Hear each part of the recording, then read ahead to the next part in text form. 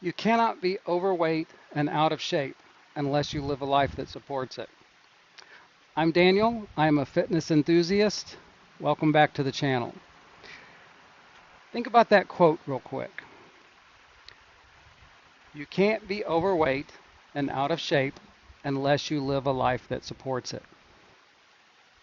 Is that true? Maybe.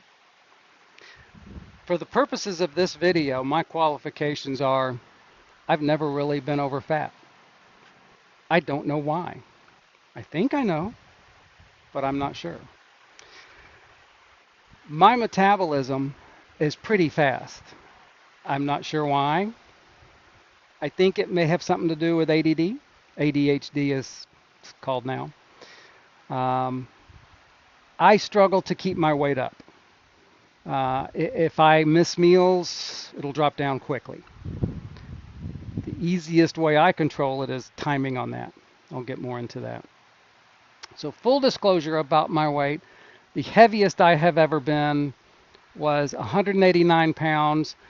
I was not fat at all. I was probably about the same body fat percentage I am now, but well, maybe a little bit more, but had more muscle. And probably a lot of that actual weight was the Supreme Pizza and 32 ounces of Diet Mountain Dew in my gut at the time I weighed. That's completely honest. Uh, in that project, in my volume project, I started, I think, at 158 or 152. I cannot remember. I'll have those records are. I'll find them somewhere. I got up to 189, but I weighed that measurement in the evening after dinner because I wanted to see it. I was butt ass naked standing on the scale, and that was me. But it was also the volume in my gut. Not a whole pizza, but half a pizza. Easily 32 ounces of Diet Mountain Dew. That's my favorite drink. So my actual real weight, I'm going to guess, was probably 182. That's probably closer to a realistic, but not sure. I have probably never been more than 8 to 10 pounds over fat. And I'm going to use that term over fat because you need a certain amount of fat on your body, but over that it's not healthy, except in some situations. I cannot know what it's like to live life overweight or over fat. I've never been that. I don't know it. I don't know the struggles. I don't know what works. I don't know. I really don't. Maybe some. I don't really. I don't know. I don't know what it's like to struggle with that. So my advice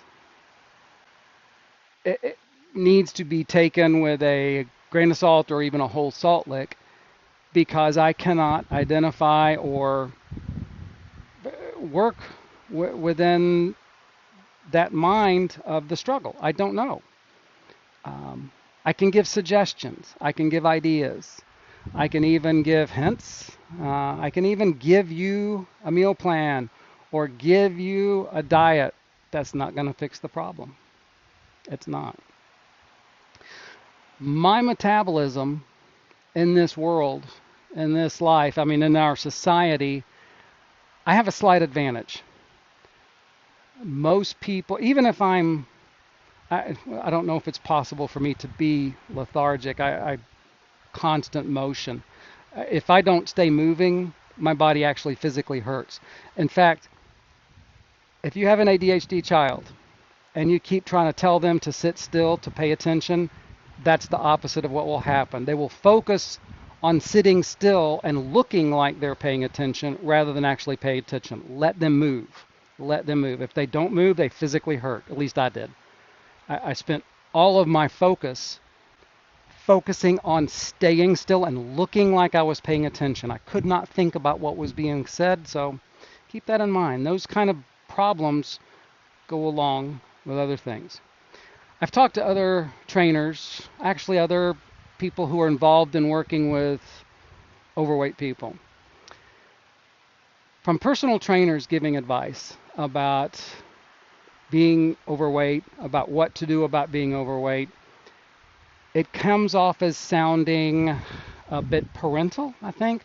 Um, Almost like, I've given you these tools. Here, this works. I know it works. It's you. You need to apply yourself. If you would just use your character, your willpower, your strength, it's your fault. Here, I know this works. Use it. It sounds like that. It sounds like you're not trying hard enough. Try harder. No, that's what we sound like to somebody who is overweight. We sound like when we're being honestly helpful, we sound condescending. I'm aware of that because I've talked to other trainers who know about this effect. A trainer who has been overweight is probably going to be better able to help somebody who is overweight. A trainer who is seeking performance is probably going to be able to help other people seeking performance in terms of nutrition and food. One of the cultural changes that has happened in the last 150 years is the balance of getting food, preparing food, consuming food, and the energy to do that has gone really different. Long time ago, 150 years ago, you had to expend quite a bit of energy to acquire your food, to prepare it, to store it, to consume it. A lot more energy than we do today. The degree of effort required to get the food is very unequal. This amount of effort, this amount of food. Before, it was always a balance. That's why you don't see that many pictures of overweight people at Disney World in 1950s. No, Disneyland. There was no Disney World in 1950s. One of the first things I would suggest for anybody, overweight, performance eating, whatever, make a detailed study of the digestive process from the mouth to the anus. Everything that happens, as much as you can. Really the basics, but how that works. Understanding the digestive process is the first step in understanding how your relationship with food. That's going to be, you can watch 2 or 3 videos and get an overview of it. I hope look for a 5-minute video, maybe a 10-minute, but really learn how the digestive, where you start breaking down carbohydrates, where your body breaks down fats, where you start breaking down proteins, where those micronutrients are utilized, how they get into your body from that place. Knowing that can give you a better idea. Also, what aids digestion, what hinders digestion, those things are just as important. I'm not going to be telling you what to eat during this video. There's no way I can know that. Pescatarian, vegetarian, carnivore, paleo, no grains, no sugar, no vinegar, no salt. There's so many variations. Those suggestions are more to a point of health or performance. If you are, okay, in my opinion, in my experience, and from talking with trainers who deal with overweight clients, if you are a certain amount of overweight and more than 10 pounds overweight, you need to focus on habits and behaviors. We call some things bad habits or good habits because of the outcome.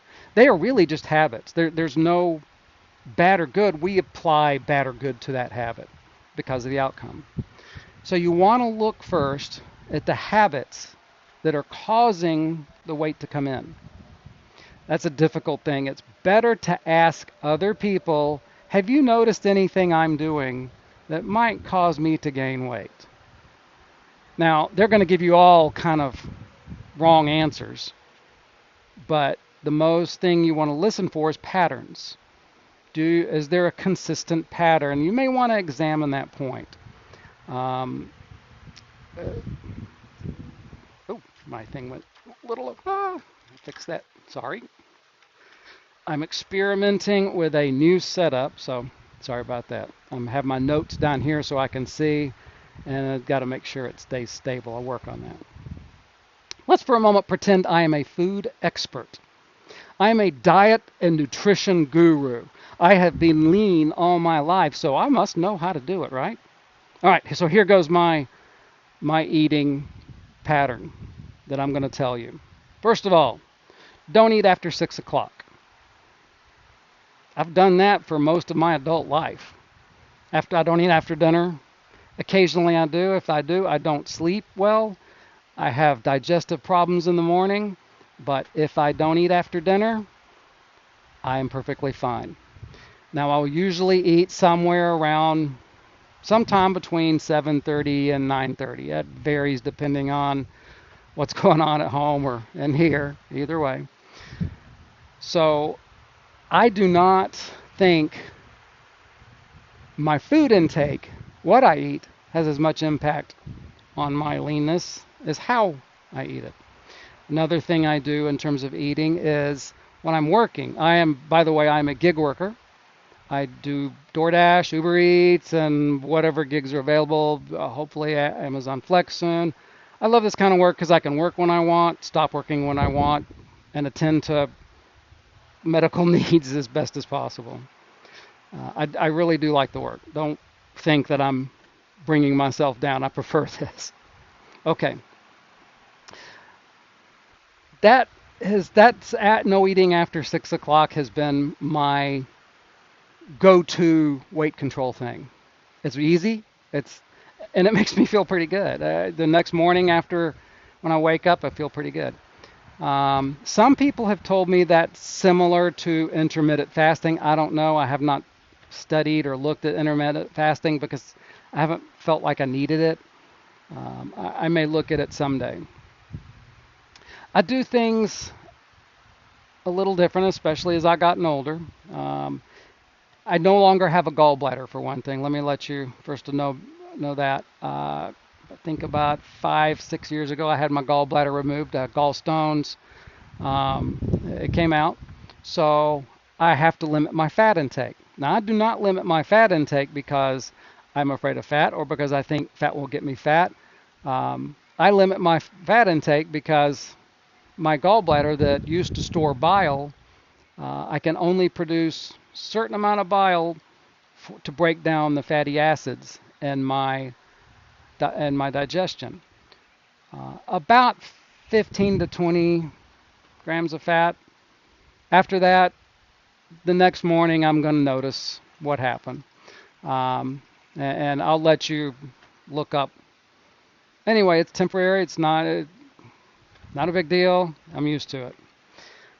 So some of the things I do, and some of them are actually more frugal eating rather than diet. When I go to a burger place, I don't eat McDonald's frequently. If I get one, I'm going to get one I like. I don't get fries anymore. They're just, to me, not worth it.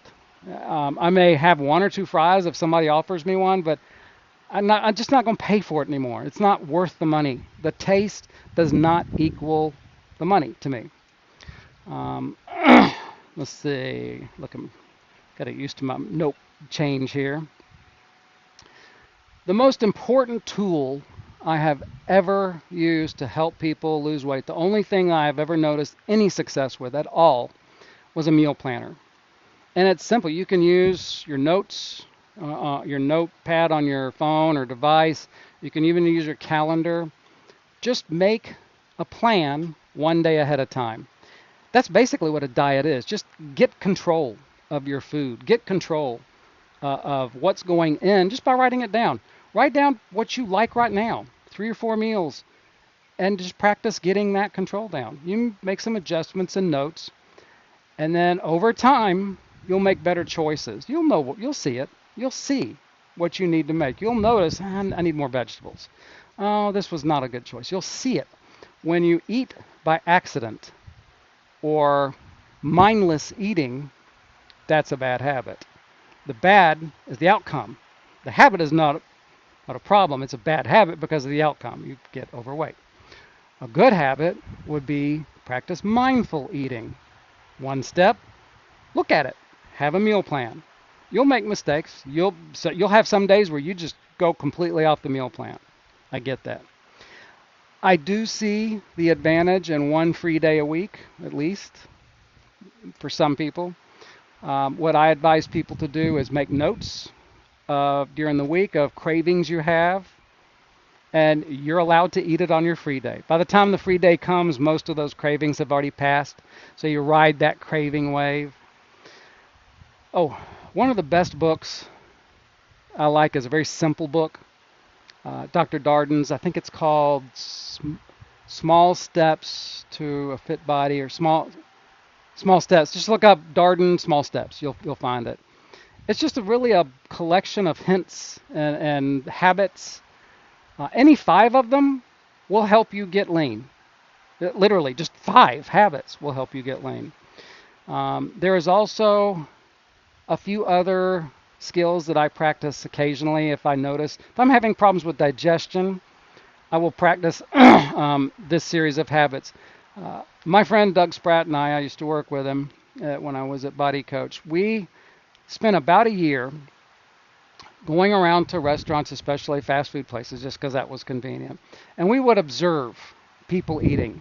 We would look at the common habits or common patterns of overweight people and the common patterns of lean people when they ate. And you could see there were very, very clear differences. The first clear difference was, number one, overweight people ate fast, very fast. Now, in fast food restaurants, that's mostly because they're in a hurry. They're eating fast in a fast food restaurant, no duh. That's kind of a thing. But the people who are overweight habitually just, I couldn't see how they tasted the food. It was so fast. Lean people, for example, if they ate a burger, take a bite of burger and put it down and chew it. So that's one of the eating habits you want to do. Take a bite of food and chew it thoroughly. Now, some people say to chew it to a soup-like consistency in your mouth. Some people find that just too gross. I get it, but it's much healthier. Your mouth starts breaking down the carbohydrates. The amylase in your saliva starts helping break down the carbohydrates. And the more you chew your food, the more surface area it's going to have, like crushed ice. Crushed ice melts faster than one big solid ice cube. You're going to have more material, more surface area for the acid in your stomach to break it down. It's going to be quicker, more comfortable. When the food moves into your intestines, it's going to already be broken down. It's going to move through there better and utilize sooner. So chew your food well. Put the food down so that you don't keep going boom, boom, boom, boom like that. Whether it's on a fork, put the fork down, put the food down, whatever. Take a sip of water or wine or whatever you're drinking between each bite. Rinse your palate so you can taste your food again. Now, some cultures, they don't drink at all during a meal. I get that. You don't have to, but just put the food down, let it rest. Some cultures use different liquids to wash the palate so you can taste something else different. However your culture is, just keep the food down. If you're using fork or chopsticks, doesn't matter. Just don't have food in the thing while you're holding it. All right. One of the most important parts of dieting, when people think of dieting, they think of losing weight. One of the most important parts is not the food. Now, this concept was, I don't know if it was originally brought up by Ken Hutchins or if he just put the words to it, but the concept of continuous preoccupation. Easiest way to think of this is a really good hobby. For instance, my continuous preoccupation is pretty much always language. I'm either listening to it, reading it, trying to speak it, and trying to think in it. So this keeps me busy away from food.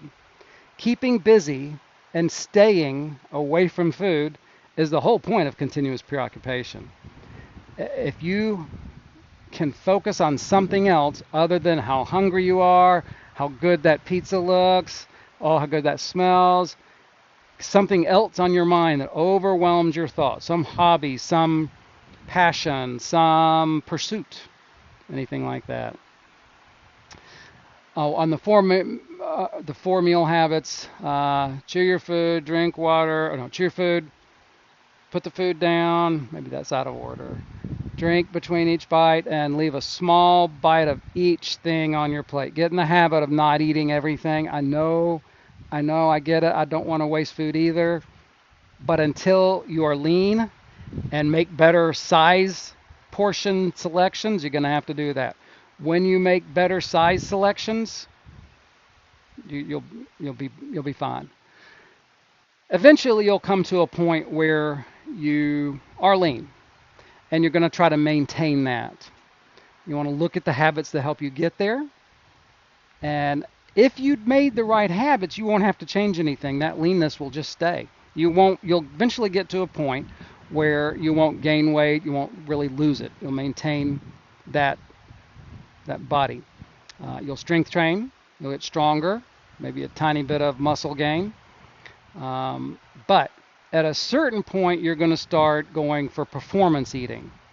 And performance eating is a different beast. I'm not even going to get into that because that's your body, not mine. How your body responds to food takes a good bit of experimentation. You probably already know what not to eat before going on a roller coaster. You probably already know what to eat before going to Disney World or before going to the beach. Many people will consider activities they're going to do and then eat accordingly. But for daily life, they just eat. You want to start doing a little bit of both. I don't know, really, I don't know why or how I stayed lean. I can guess. I am no expert. I'm not even an expert on my body. I can take a guess. But I really, really don't know. Really don't know. I do think behavioral changes is the way to go for getting lean. Getting lean. I think focusing on your nutrition, focusing on the food, whether you want to do Atkins or paleo, pescatarian, or whatever, anything. Once you are already lean, then you start working on those issues. But keep with it. There's going to be discouragement. There's a lot of advice on the internet. There's some apps I've heard of, Noom. I've heard it's behavior controlled. I haven't seen any results from other people about it because I haven't been messing with anybody lately. Been a little bit of a hermit. So keep looking on those things. Dr. Phil's book is pretty good on this, especially the behavioral changes. Just look on anything about your relationship with food, your relationship with eating, not the diet, not the food. That stuff is not important at first. It will be important later. It is important, just not yet. How you live with food, you got to change that first. Good luck. Try hard.